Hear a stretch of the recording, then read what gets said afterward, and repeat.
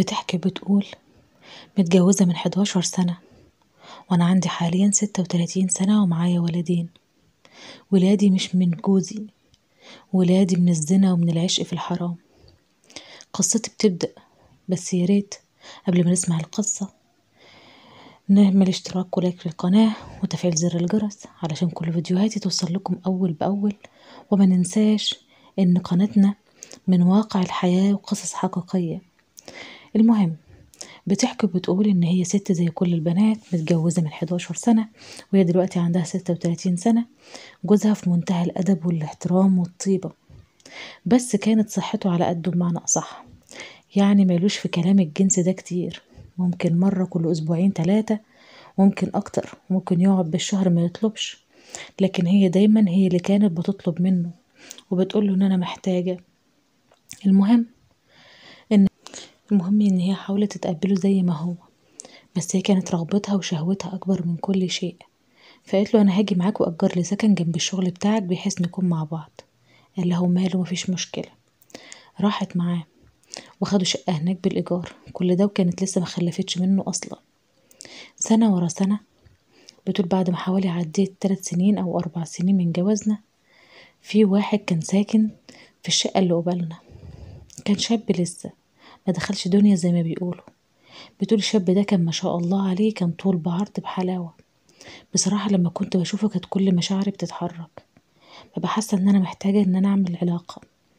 وكنت اجي اطلب من جوزي دايما تعبان، دايما مش قادر، دايما تعبان ومش قادر.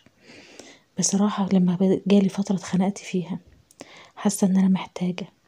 وبصراحة اكتر بقيت احاول ان انا اغري الشاب ده ان يكون جوزي مش موجود في البيت وهو طالع او نازل، اقف على باب الشقة لو سمحت اعمل لي كوبس الكهرباء مش عارفة فيه ايه، لو سمحت الباب مش عارفة افتحه تعالى افتحهولي.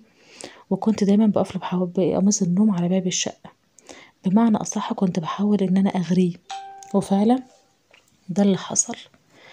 اغريته، والشاب ده بدأ يكلمني وخد رقم تليفوني وقال لي انا هكون محتاجة اي حاجة في اي وقت عرفيني وانا هكلمك واكون معاكي. وفعلا مرة في مرة بقيت اكلمه ازيك وعامل ايه واخبارك ايه، وبقيت طب قابليني على السلم محتاج ان انا اشوفك، محتاج ان انا اكلمك. بقيت اقابله واتكلم معاه. مرة في مرة بدأ يمسك ايديا، مرة في مرة بدأ يبوسني، بدأ يحضني. حسيت ان انا محتاجة ان انا اعمل علاقة بأي طريقة. وفعلا جوزي خرج من الشغل في يوم، فرنت عليه وقلت له انت فاضي؟ قال لي مش مشكلة، انا في الشغل وممكن اجيلك لو عايزاني. قلت له طب لو تقدر تيجي تعالى. وفعلا جه وما كدبش خبر. قابلته على الباب وكنت لابسه احلى قميص نوم عندي، وكنت حاطه مكياج كامل، وعملت معاه علاقه كامله. بس كانت اجمل علاقه انا دقتها في حياتي. حسيت ان انا لاول مره بكون متجوزه، اول مره احس باللذه وبالنشوه اللي انا حسيتها دي. المهم عملت معاه علاقه كامله، وبناء على العلاقه دي انا حملت. عدى كام شهر وانا شغاله معاه في العلاقه، كل يوم كل يوم ويوم بقى يجي ويعمل معايا علاقه كامله ويمشي. بعدها عرفت ان انا حامل، وعرفت ان هو منه هو، لان كل واحده فينا عارفه هي بتكون حامل من مين. وبالفعل حملت منه. عديت شهور الحمل وقلت لجوزي ان انا حامل، بقى مبسوط وطاير من الفرحه. وهو يا حبيبي ما كانش يعرف ان هو من راجل تاني غيره. المهم خلفت ابني الاول. كل ده وانا لسه ماشيه مع عشيق اللي هو الشاب ده، وما سبتهوش ولا لحظه. كان كل يوم كلام وكل يوم رسايل ومقابلات وكل حاجه، وجوزي مش عارف اي حاجه. خلفت ابني الاول وفضلت برضه مع الشاب ده، ما اتعصتش.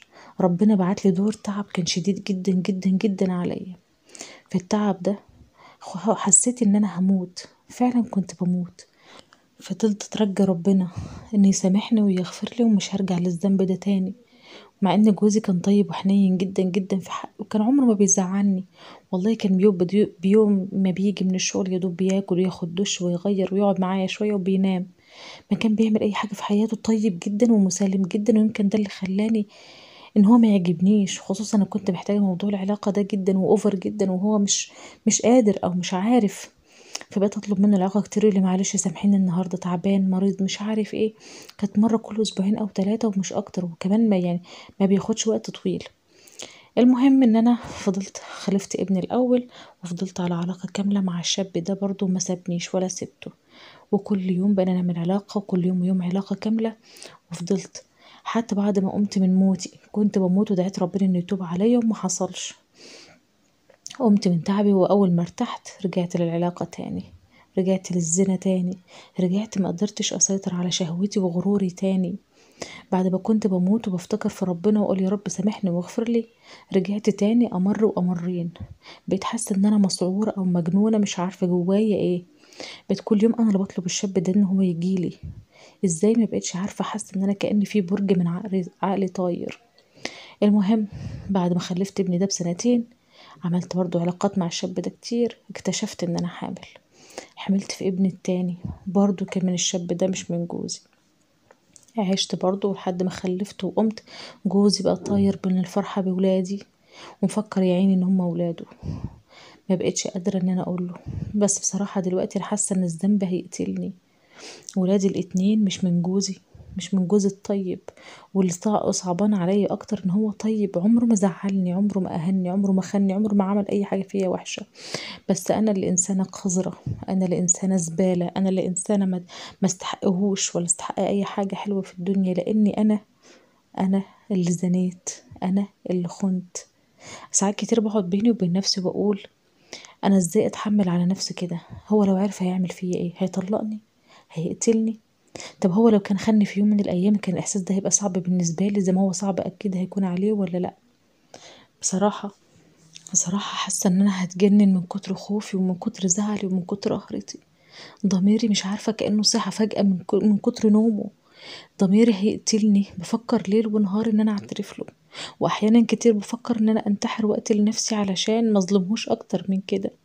الشاب ده لسه ساكن قدامي، يعني مش هبعد ومش هقدر ابعد، وفي نفس الوقت هموت وابعد. مش عارفه اعمل ايه يا ناس. بجد انا تعبانه ومقهوره. اقول لجوزي ايه؟ قلت له قلت له تعالى نمشي من هنا، مش عايزه المكان ده ومش عارف ايه. قال لي يا بنتي المكان كويس ومفيش فيه اي حاجه، وطلع لي مبررات كتير. مش لاقي مبرر تاني اقوله له ان احنا ننقل من البيت ده. بس بجد صعبان عليا جدا. قلبي مقهور من جوايا. كل ما ببص لعيالي بفتكر جوزي لو عرف ان هما مش عياله. القهر هيقتلني، ضميري هيقتلني. وانا النهارده ببعت لكم وبقول لكم تشوفوا لي حل. ازاي ابعد عن الشاب ده؟ ازاي ابعد واروح لجوزي تاني؟ ازاي ان انا اتوب لربنا وربنا يقبل توبتي؟ وهل فعلا ربنا ممكن يقبل توبتي بعد كل اللي عملته؟ بعد كام سنة خيانة، بعد كام سنة زنا، بعد كام سنة وانا بشوف ولادي قدامي بيكبروا مش من ابوهم، هل ربنا ممكن يقبل توبتي؟ ممكن ربنا يسامحني؟ ارجوكم ساعدوني ودبروني.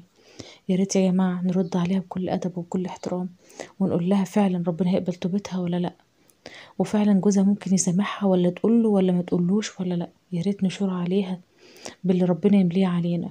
استودعكم الله الذي لا تضيع ودائعه. ويا ريت ما ننساش ان حكاوي ميار حكاوي وقصص من واقع الحياة. واستودعكم الله الذي لا تضيع ودائعه. يا ريت ما تنسونيش من اللايك والاشتراك في القناة عشان يوصلكم كل جديد. والسلام عليكم ورحمة الله وبركاته، وفي أمان الله.